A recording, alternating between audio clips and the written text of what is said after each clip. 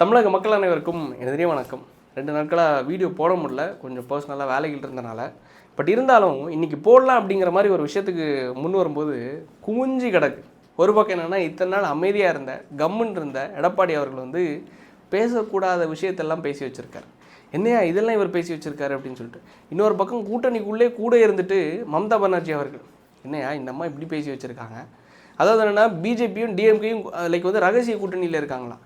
என்னடா இவங்களே இந்த அளவு பதிவு பண்ணும்போது எந்த அளவுக்கு இவனுங்க வந்து இறங்கி அடிக்கிறாங்க அப்படிங்கிற மாதிரி பாருங்களேன். திமுக எல்லாருமே இறங்கி அடிக்க ஆரம்பிச்சிட்டாங்க. ஆனால் சிலர் தவிர சில நாங்கள் தான் மாற்று, நாங்கள் தான் தனியாக நிற்க போகிறோம், நாங்கள் எப்போவுமே தனிச்சு தான் நிற்க போகிறோம், எங்கள் கொள்கை கோட்பாடே தனிச்சு தான் அப்படிங்கிற மாதிரி சிலர் சொல்லிட்டு இருக்காங்கல்ல நாம் தமிழர் கட்சி.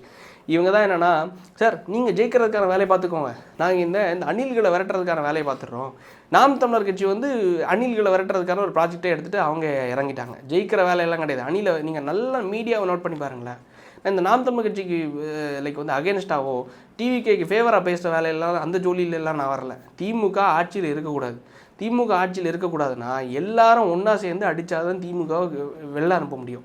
அப்படி இல்லைன்னு வைங்களேன், நான் அணிலை பிடிக்க போகிறேன், ஆமையை பிடிக்க போகிறேன்னு சொல்லிட்டு ஒவ்வொரு பக்கமாக இங்கே ஓடிட்டு இருந்தோம்னா ஈஸியாக அந்த நரி கூட்டங்கள் எல்லாம் உள்ளே போய் உட்காந்துரும்.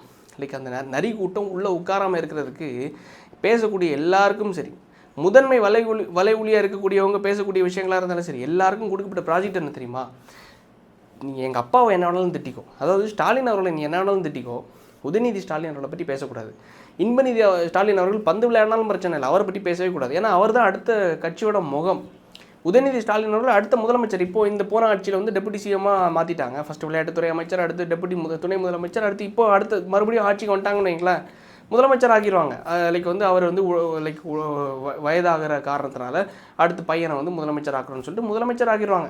அடுத்து என்ன பண்ணுறாங்க, அடுத்த விளையாட்டுத்துறை அமைச்சர் இல்லை வந்து மாணவர் அணியோ இல்லை வந்து லைக் இளநரணியாக தன்னோட மகனை கூப்பிட்டு வருவாங்க. ஆல்ரெடி சிஇஓவாக இப்போ 20வது வயசுன்னு நினைக்கிறேன் அந்த பையனுக்கு, 21 நினைக்கிறேன். எங்களுடைய புரட்சி தலைவர் இன்பநிதி அவர்கள் வந்து இப்போவே ரெட்ஜெண்ட் நிறுவனத்துக்கு சிஇஓவாக மாற்றிட்டாங்க. லைக் இவ்வளோ விஷயம் இந்த ஷார்ட் பீரியடில் இவங்க பண்ணுறதுக்கு காரணம் என்ன தெரியுமா? பதட்டம். கட்சியை இவங்க கைப்பற்றிடுவாங்களா, அவங்க கைப்பற்றிடுவாங்களா அப்படிங்கிறது வேற ஒன்றும் கிடையாது. எல்லாருக்கும் கொடுக்கப்பட்டது இவங்களை பற்றி பேசக்கூடாதுன்னு. ஆனால் இந்த மனுஷன் என்ன பேசி வச்சிருக்காரு தெரியுமா? எடப்பாடி அவர்கள் இதை தான் எல்லாரும் பேசணும்னு நான் விரும்புகிறேன். எடப்பாடி அவர்கள் மட்டும் கிடையாது, சீமான் அவர்களும் விஜய் அவர்களும் எல்லாரும் பேசுகிறது நானும் சரி மக்களும் விரும்புகிறது என்னென்னா, இவங்களோட ஒட்டுமொத்த முளமரத்தனங்களும் வரணும் அப்படிங்கிறது. அழகாக பேசியிருந்தார். பால்டாயில் பாபு, கார் ரேஸ் விட்டியடா, அது யாருக்காக விட்ட? நீ எந்த காலை பிடிக்கிறதுக்காக ஊந்து போன? நானாச்சும் சரி ஓகே, பதவியில் வரணுங்கிறதுக்காக சஸ்டைனபிள் லைக் வந்து அந்த க்ரோத்துன்னு சொல்லுவாங்க இல்லை, சர்வைவல் ஆஃப் தி ஃபிட்டஸ்ட் அப்படின்னு சொல்லிட்டு நான் முதலமைச்சர் ஆகிறதுக்காக சரி நான் காலை பிடிச்சேன் ஓகே. நீ நைட்டு 2 மணிக்கு யார் காலை பிடிக்க போனேன்? இப்போ பையன் பந்து விளையாடுறதுக்கு அப்போது புகைப்படம் வந்துச்சு, இப்போ இன்றைக்கி ஒரு புகைப்படம் வந்திருக்கு. அந்த புகைப்படத்தை பாருங்களேன். லைக் வந்து ஒரு டெப்யூட்டி சிஎம் எப்படி இருக்கணுங்கிறதுக்கு எந்த அருகதையும் கிடையாது, எந்த ஒரு குவாலிஃபிகேஷனும் கிடையாது. ஒரு நாட்டோட துணை முதலமைச்சராக இருக்காராம். நைட்டு 2 மணிக்கு ஒரு ஆபாச பெண்ணோட நடிகையோட ஃபோட்டோ வந்து ரீட்வீட் பண்ணுறாரு. ரீட்வீட் பண்ணிட்டு, ஐயா நீங்கள் வந்து அவர் போதையில் பண்ணுறாரா என்ன பண்ணுறாருன்னு எனக்கு தெரியாது, ஸோ ஐயா நீங்கள் வந்து இந்த மாதிரி பண்ணிட்டீங்க அப்படிங்கிற ஒரு விஷயம் வரும்போது காலைல விடிய காலத்தில் வந்து அந்த ஃபோட்டோவை அன்டியூட் பண்ணி விட்டார். இந்த லட்சணத்தில் சரி நம்ம சென்னையில் பல நூறு கோடி ரூபா செலவு பண்ணி கார் ரேஸ் நடத்துனாங்க, ஞாபகம் இருக்கா? அந்த கார் ரேஸ் யாருக்காக நடத்துனாங்க?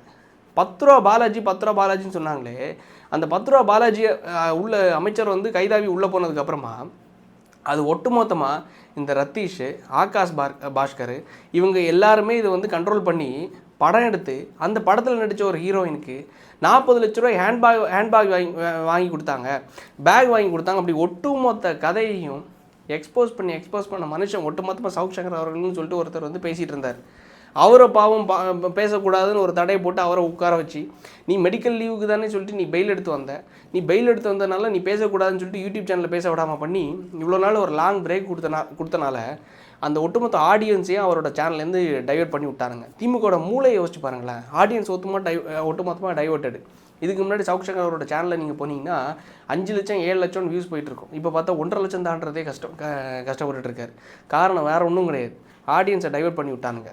எவ்வளோ அழகாக பண்ணுறாங்க பாருங்களேன். நீங்கள் நம்ம மீடியாவில் பார்க்கக்கூடிய ஒவ்வொரு விஷயத்தையும் பாருங்களேன். எல்லா அணில்களுக்கும் டிவிக்கும் சண்டை, அணில்களுக்கும் ஆமைக்கும் சண்டை, ஆமைக்கும் அணிலுக்கும் சண்டை. ஆனால் ஒரு ஓனாய் நரியெல்லாம் எவ்வளோ அழகாக ஆட்சி பிடிக்கிறதுக்கு அங்கே வேலையை பார்த்துட்ருக்காங்க பாருங்களேன். அனைத்து கட்சிகளும் எல்லாருமே கட்டமைப்பை ஸ்ட்ராங்காக வச்சுருக்காங்க. எவ்வளோ அசிங்கப்பட்டாலும் வெளில போகக்கூடாதுங்கிறதுல ரொம்ப கான்ஷியஸாக இருக்காங்க திமுக. ஒரே ஒரு உதாரணத்தை சொல்கிறேன். அந்த கூட்டணிக்குள்ளே இருக்கிற ஒரு கட்சி தான் விடுதலை சிறுத்தைகள் கட்சி. திருமாவளவன் அவர்கள் எவ்வளோ பெரிய ஒரு ப்ராமினன்ட் லீடர் தெரியுமா? எம்பியாக இருந்தார். அவர் வந்து கிட்டத்தட்ட 2 கோடி லைக் வந்து பிற்படுத்த சமுதாயத்தை சார்ந்த மக்களுக்கு நான் தான் ஒரு பிரதிநிதியாக, நான் தான் அவங்களுக்கான ஒரு வாய்ஸாக சொல்லக்கூடிய நபர்.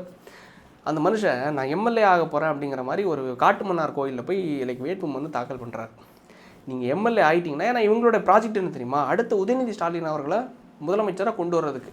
ஸோ அங்கே திருமாவளவன் அவர்கள் உள்ளே வந்துட்டார்னா, நாளைக்கு ஏதாவது உண்டுனா இவர் திருமாவளவன் அவர்கள் லைக் வந்து எவால்வ் ஆக ஆரம்பிச்சிடுவார், பெரிய ஒரு லீடராக உருவாகிடுவாருங்கிறதுக்காக நீ மேலே இருந்து கீழே வந்துடாத அப்படிங்கிறது மாதிரி மிரட்டி அவரோட வேட்புமனு தாக்கலையே வாபஸ் வாங்க வச்சுட்டாங்க. நேற்று தான் வேட்புமனு தாக்கலுக்கு கடைசி நாள். வாபஸ் வாங்கியே வச்சுட்டாங்க. யோசிச்சு பாருங்களேன். புதுச்சேரியில் ஒட்டுமொத்த தொகுதியிலே 4 தொகுதியிலே 3 தொகுதி என்ன நினைக்கிற விசிகா வந்து போட்டியிடுறதுக்கு வேட்புமனு தாக்கல் பண்ணாங்க. ஏதாவது ஒரு தலைவர், ஏதாச்சும் ஒரு தலைவராச்சும் இப்போ நான் வந்து கண்டெஸ்ட் பண்ணுறேன்னா தயவு செஞ்சு எனக்கு ஓட்டு போடுங்க அப்படின்னு சொல்லியே நான் பிரச்சாரம் பண்ணுவேன். தயவு செஞ்சு எனக்கு ஓட்டு போடாதீங்கன்னு பிரச்சாரம் பண்ணி நீங்கள் பார்த்துருக்கீங்களா? திருமாவளவன் அவர்கள் நேற்றுக்கு பிரச்சாரம் பண்ணுறாரு. அதாவது என்னென்னா, எங்கள் விசிகா விடுதலை சிறுத்தைகள் கட்சி சார்பாக 3 பேர் நிற்கிறாங்க, சாரி 4 பேராக 3 பேராக நிற்கிறாங்க. நான் அதை கரெக்ட் பண்ணிக்கிறேன் பார்த்துட்டு. ஸோ தயவு செஞ்சு இவங்களுக்கு யாருக்குமே நீங்கள் ஓட்டு போடாதீங்க அப்படின்னு. என்னடா இது புது கதையாக இருக்குது. தயவு செஞ்சு யாருக்கும் ஓட்டு போடாதீங்கன்னா அப்போ எதுக்கு நின்னாங்க? இது கம்ப்ளீட்டாக ஒரு கான்ட்ரடிக்ட். அதாவது என்னென்னா, இவங்களுக்கான சரியான ஒரு முன்னுரிமை கொடுக்காம, இவங்களுக்கு எந்த ஒரு பிரதிநிதித்துவத்தையும் கொடுக்காம, அவங்களையும் கூட்டணிக்குள்ளே வச்சுருக்காங்கன்னா, 23 கட்சிகள் நாங்கள் ஒன்றா இருக்கோம், பயங்கரமாக வலுவாக இருக்கும் அப்படிங்கிற மாதிரி வச்சுருக்காங்கன்னா, அதுக்கு காரணம் எதுக்கு தெரியுமா?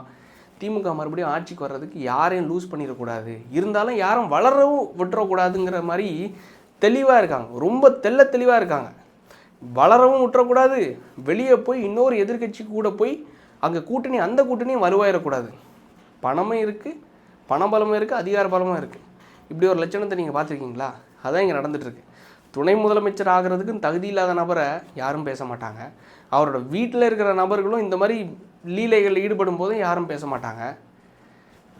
இது எதுவுமே பேசாமல் அணில் அடிக்கிறது தான் டார்கெட்டு, அணில் பிடிக்கிறது தான் டார்கெட்டுன்னு ஓடிட்டு இருந்தா இது எங்கே போய் முடிய போகிறதுங்கிறது எனக்கு தெரில. நம்மளும் பேசி கடைசி வரைக்கும் கத்துறதாங்கிறதும் தெரில. இதுக்கு ஒன்று தான், கத்துறதை தாண்டி மக்கள் உங்களோட ஓட்டு இருக்குல்ல, வர 23ஆம் தேதி போடுறது. தயவு செஞ்சு நல்ல மனிதர்களுக்காக, நல்ல நபர்களுக்காக ஓட்டு போடுங்க. தயவு செஞ்சு நல்ல கட்சிகளுக்கு ஓட்டு போடுங்க. நான் இவங்களுக்கு போடுங்க அவங்களுக்கு போடுங்கலாம் சொல்ல மாட்டேன். தயவு செஞ்சு இந்த நரி யுக்திகளை பயன்படுத்தக்கூடிய இந்த திமுகவுக்கு மட்டும் தயவு செஞ்சு போட்டுறாதீங்க அப்படிங்கிறத கெஞ்சி கையெடுத்து கும்பிட்டு வணங்குறேன். நன்றி, வணக்கம்.